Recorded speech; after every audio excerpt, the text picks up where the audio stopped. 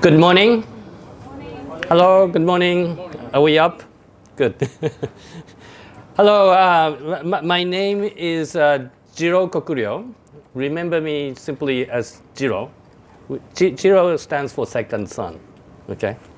And it's a really a privilege to be with you. And I was asked by Kilnam to give you to share with you some of the economics and business perspective. But I have to start with one excuse, which is that I'm a business major. And asking business major to teach economics is almost similar to asking medical doctors to teach biology. And of course, I do need some, knowledge about economics to think about business. But that doesn't make me an economics professor. Of course, the spelling of economics is wrong here to begin with. Sorry about that.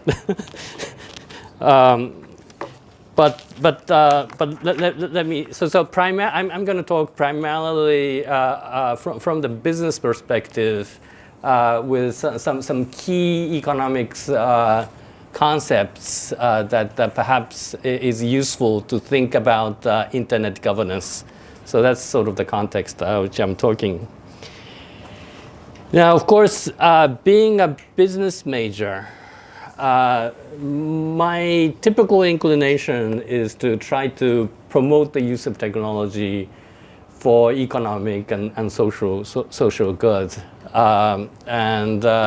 Of course, along with technologists, the business people tend to be in conflict with people who are trying to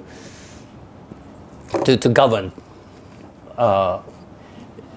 the technology appropriately. At the same time, we are keenly aware that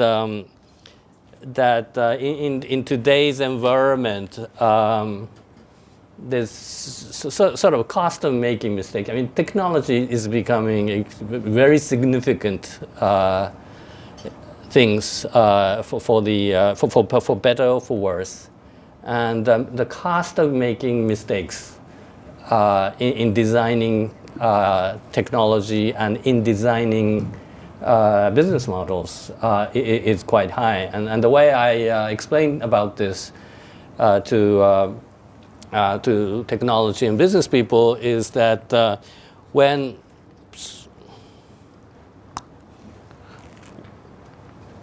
here we go.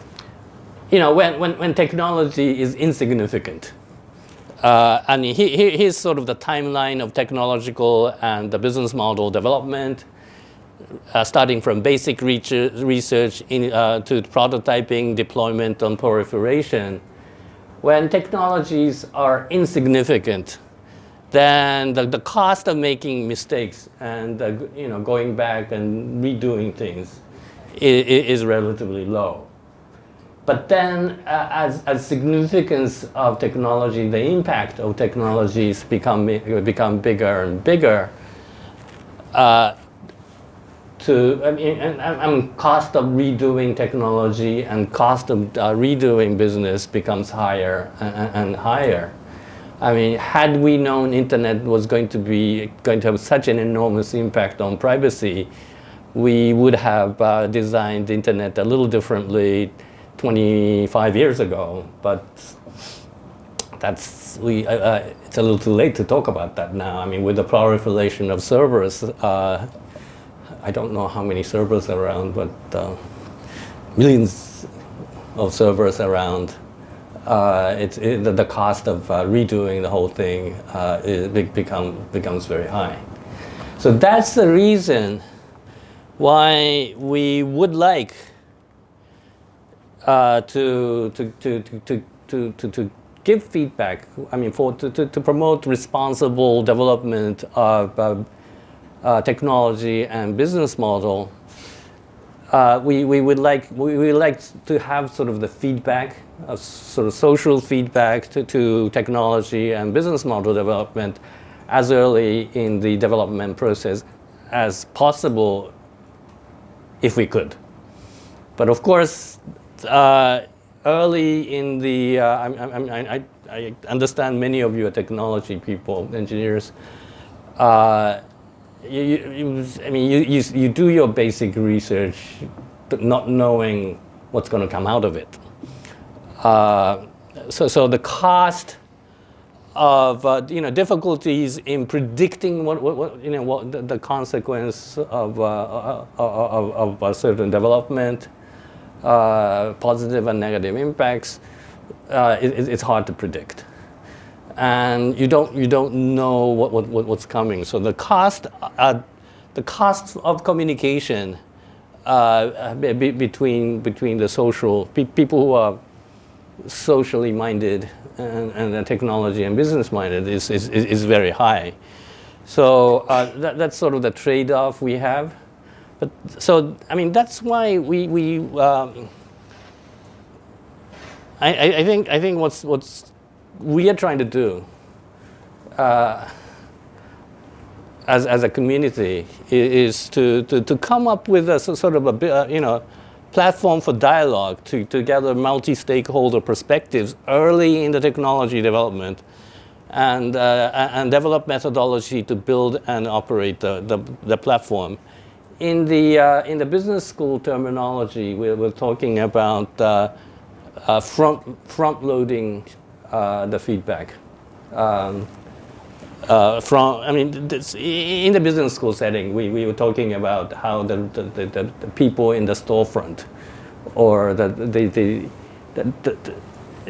sort of the downstream in the supply chain, can give feedback to the lab people in companies. So we call that front loading.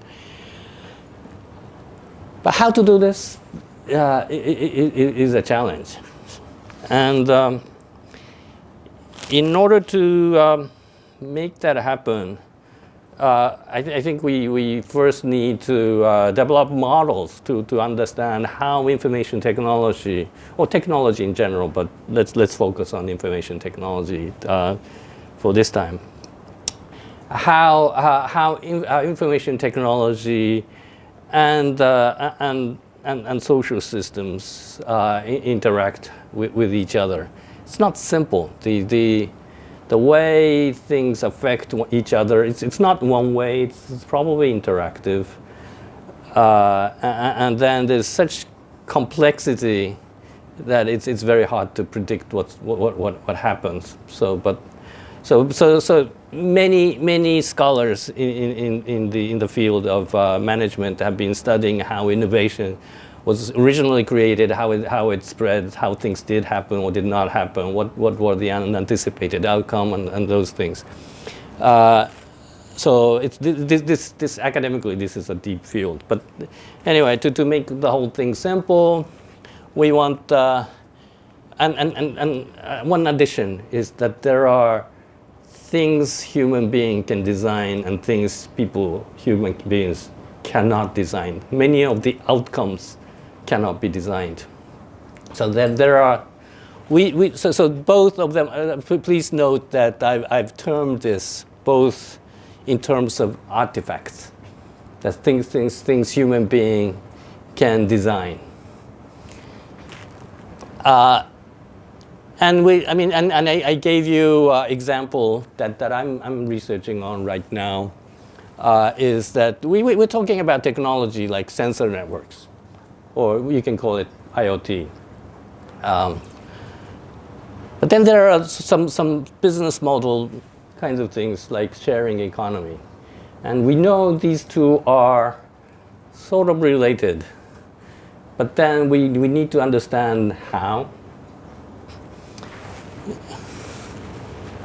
And my argument is that we probably need sort of another concept like traceability in between to really understand, so sort of try to really link the technology design aspects and the way social systems, including economic systems, operate. So let me develop from this my own example. Is that traceability? I mean, the definition of traceability is a bit difficult depending on whose perspective you're taking.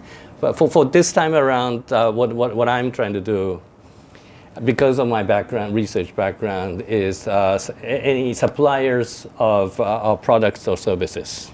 Like you ship your PC and you want to know where it is.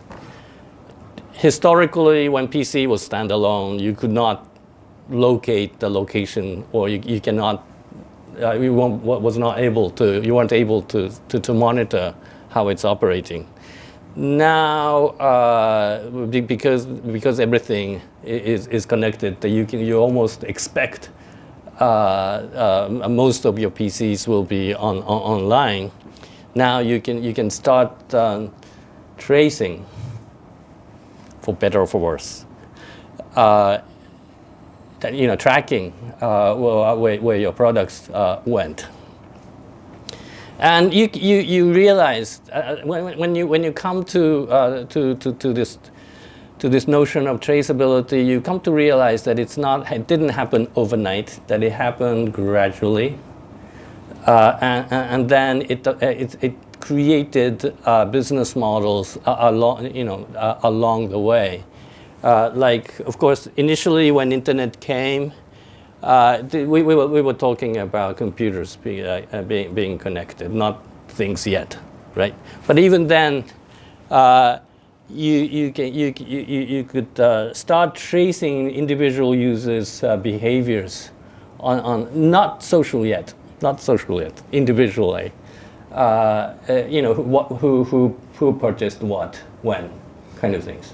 I mean, which is a stark contrast to a situation in which people just buy things off the shelf of a supermarket, pays anonymously and walk out. Of course, the seller doesn't even know who purchased the product. So contrast that with the situation of you purchasing a book on Amazon, and then Amazon, I will at least know who you are, how much you paid, when you purchased it, which is the credit card, where it's delivered to, all these things.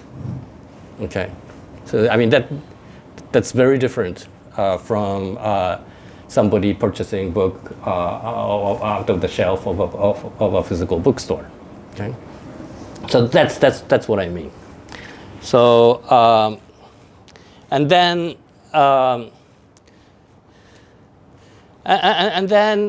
things like cloud computing and GPS on mobile devices came in, and then we started having things like social network, and then we have started capturing not just individuals, but then tracking group behaviors and of social networks, kinds of things, right?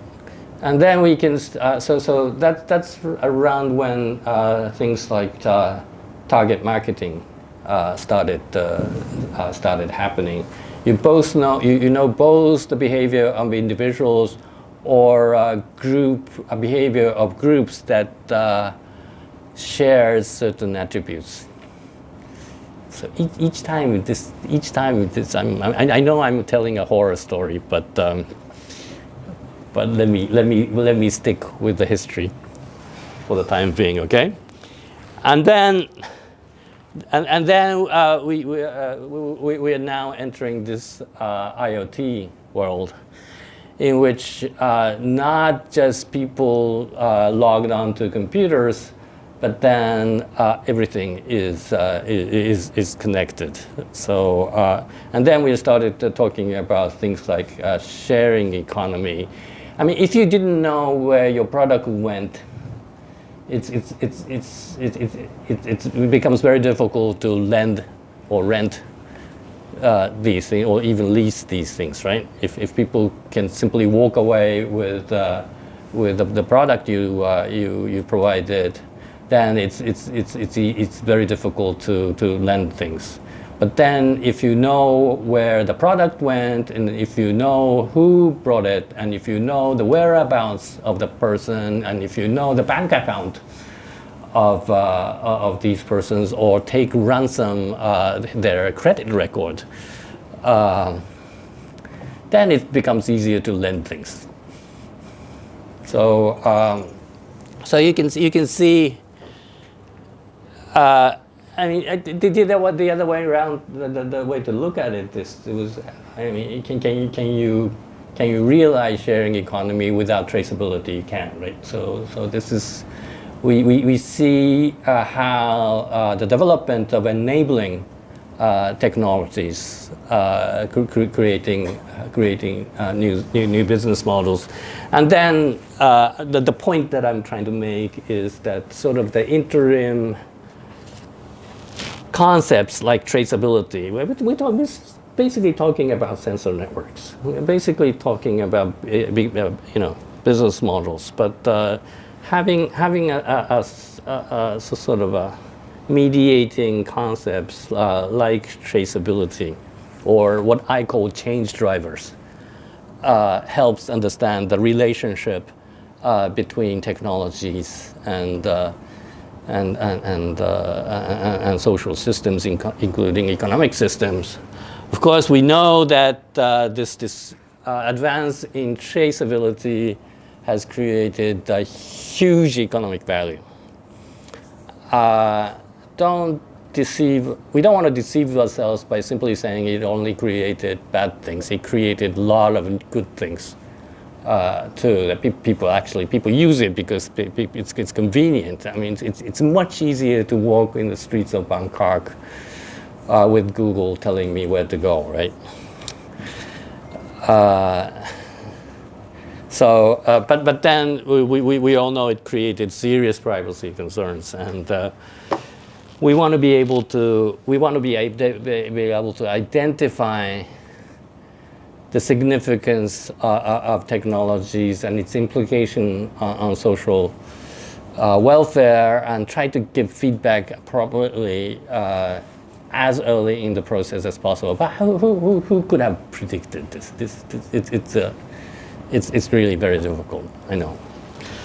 But how can we do that? So the challenge is identifying the drivers. Here are some of economics concepts becomes very useful. I mean, these are just ad hoc list of some of the notions that I picked randomly. I can give a 90-minute lecture on each of them, but I don't have time for that. But things like network externality, this is very interesting. Does somebody want to explain this? Network externality.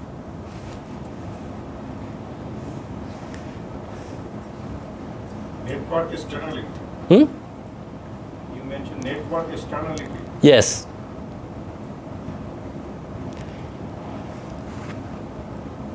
Okay. Network externality is the notion of a product increasing its value as the number of users increase. Like, let's say internet. If you were the only person in the world that uses internet, what's the value of it? Very small, right? If there are two people using internet, then it starts having some value.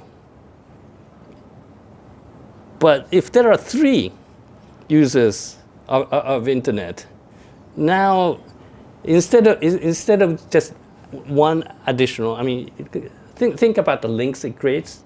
When there are only two people, there's one link. When there are three people, there are three links. How about 4? 5. Okay. So that's so the value increases exponentially. That's basically the notion of a network externality, and that has created huge value. I mean, that's why things like social network created huge value. And then from the business school point of view, then the next challenge is, trying to capture the value into business return. But that's another thing. So I could go on and on. One thing I want to touch upon is like transaction cost. Another one. Anybody explain what transaction cost is? Have you heard about it? How many people have heard about transaction cost? Can you explain what it is? I think when Can you sort of speak in front of the mic? Thank you. So, for example, when AT&T users that he wants to switch his company to T-Mobile, the transaction cost that he or she have to afford is more than paying the bill, but he also have to pay extra costs for switching the network because his friends probably not in the network that. Great. Thank you. What you're saying is usually called the switching cost, which is a very important element of transaction costs. There are other transaction costs, but now the reason why I am saying this is, what would you expect if technology decreases the transaction cost drastically? I mean, your example is perfect.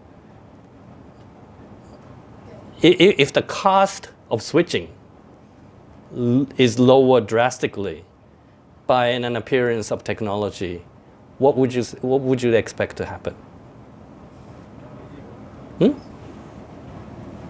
Transaction costs to go down. Transaction goes down, and what happens? The switching cost goes down. Transaction increase. Yeah, the cost of moving from one carrier to another is lowered.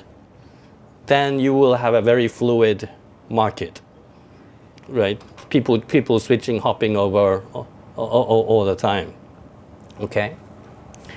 Now the reason why I'm focusing on this is to show the next slide, which is,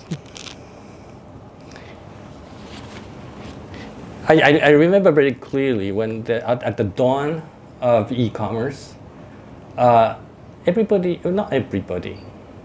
many people said, because transaction cost goes down, then there's going to be a huge disintermediation, that the middleman is no longer necessary.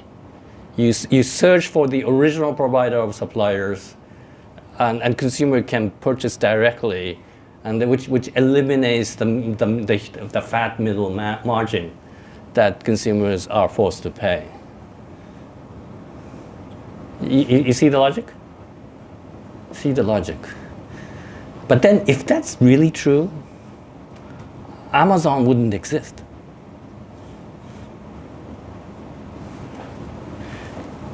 So the huge caution that I wanted to raise is that we've been wrong many times. And what happened?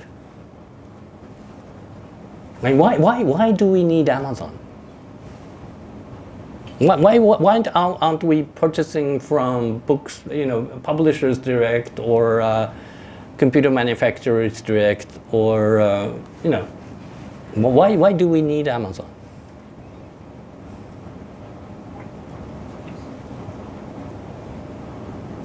I mean, I think the answer is actually on the slide. So, Trust constraints. Excuse me? Is it the trust constraints? Yeah, a trust constraint is on the slide. Do you know what I mean? Okay, so when I was at Harvard Business School collecting a lot of example case studies on how computer networks may change the transaction and the industry relations and all of that, the observation that I made was that although theorists have predicted disintermediation, the reality in the field is that actually the number of intermediaries have decreased drastically and the actual players have decreased drastically, but it wasn't really disintermediation that was happening. That it was rather mega intermediaries dealing with a whole lot greater number of products and a whole lot larger number of suppliers intermediating on computer networks. Of course, the capability of these people to handle large number of products has increased because of the information capabilities. And sort of the cost of dealing with large number of people, managing these number of people has expanded greatly. So we can talk about this as increased information technology capability that has caused this. At the same time, I think the bigger, probably the key things that has caused what is known as re-intermediation. Okay, so it's intermediation, disintermediation, and re-intermediation, intermediating again. Okay, so what we actually saw was re-intermediation, and when we come to think of this, well, why the reason why I use Amazon is it's the delivery is predictable, that we know it's come in a short period of time. I don't want to give out credit card numbers to a huge number of players. If anything, if things are slightly higher, more expensive on Amazon, I would simply use my regular account. It's safe to. I mean, it's the feeling that there is somebody who you can file claims to in case of some problems. Is sense of security is there. So came to the conclusion that of course what really happened was as opportunities for larger number of suppliers and larger number of consumers to transact with each other, what was lacking, or what was in short supply, was trust. That because of this trust constraint, the prediction that transaction cost is going to disintermediate everything didn't happen. You can come up with other theories too, but we at least know that it wasn't simply transaction cost eliminating intermediaries. So we want to think about that. And actually, there are, in the latter half of 90 minutes, I'll be asking you to come up with other examples of predictions that didn't happen. Interesting exercise, right? Just try to remember some of the predictions that people have made that never happened and think why it was so. Get ready for that, okay? So after these kinds of thought and research, this is basically the model that I'm following to try when I think about the impact. I mean, sort of the interaction between technology and business model is that it's actually the constraints that's driving the design of things. I mean, if for system engineers, this is a familiar notion, right? You design the architecture of systems that utilizes the bottleneck process most efficiently. So this is a very old notion, but I mean that helps to understand. So there's always constraints in the systems, the bottlenecks in the systems, which triggers search for solutions, and then when there are discoveries, that triggers reorganization of both technological and social systems.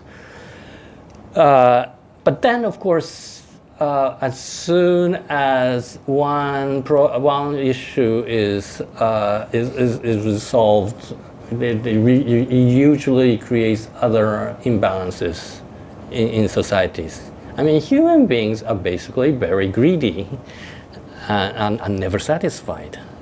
We should appreciate that. That's why the world is fun. That's why there are a lot of conflicts, for better or for worse. Our desire is endless, is basically the source of the problem. So in the latter half, I'll be asking you about, can you think of any changes that were predicted but never happened? And why did they not happen? Okay. And in thinking about that, and in thinking about the ways to answer the original question that I raised, which is how we can create an effective platform in which responsible development of technological and social systems can be realized. We want to dig a little further on the nature of information technology. So, I mean, the network externality, information itself is a prime example of things that has network effect. Information individually doesn't, it's of some value, but of little value, okay? Let's say if there's a criminal in this room, and information that he or she has,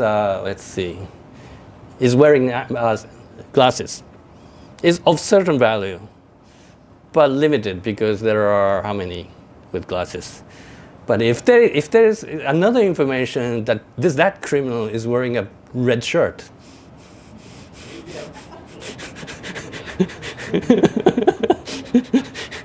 okay, so we have multiple people who has wearing red shirt, but only one person, as far as I see, who's wearing red shirt and wearing eyeglasses, right? So we're talking about information,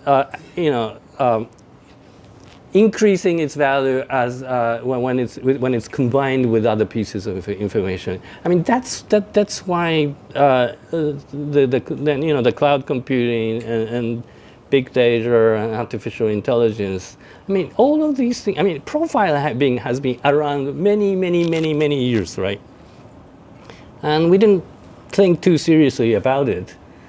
But as soon as the opportunities to combine such huge scope of data to do profiling, then people have start becoming very uneasy about that, right? So we want to think about that, and the value of advertisement, for example, is traditionally the value of advertisement was that huge number of viewers looking at TV ads. But then some of the viewers are completely irrelevant. But because the cost of disseminating information to large mass was I mean, when you're using radio wave, I mean, it doesn't matter if 100 people or 100 million people are viewing from the cost point of view. So it was a technology that suited a business model in which you seek for large number of viewers while forgetting about the viewer purchase rate, which is somebody viewing the advertisement actually making purchase.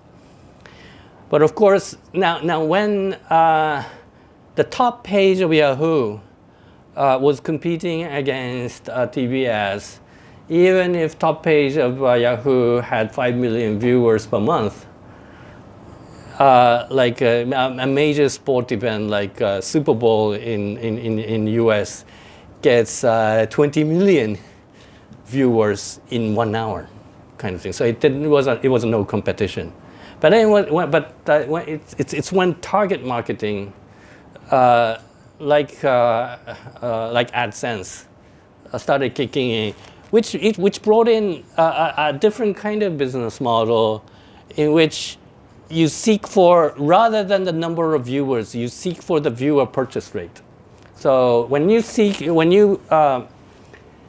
query for blood pressure, you sort of know that person is concerned about that viewer or somebody around him is concerned about blood pressure. But then if another keyword like food is added onto it, then you as the number of keyword increases, the number of viewers of ad that pops up becomes smaller, smaller, and smaller, and yet the purchase rate goes up, right? So,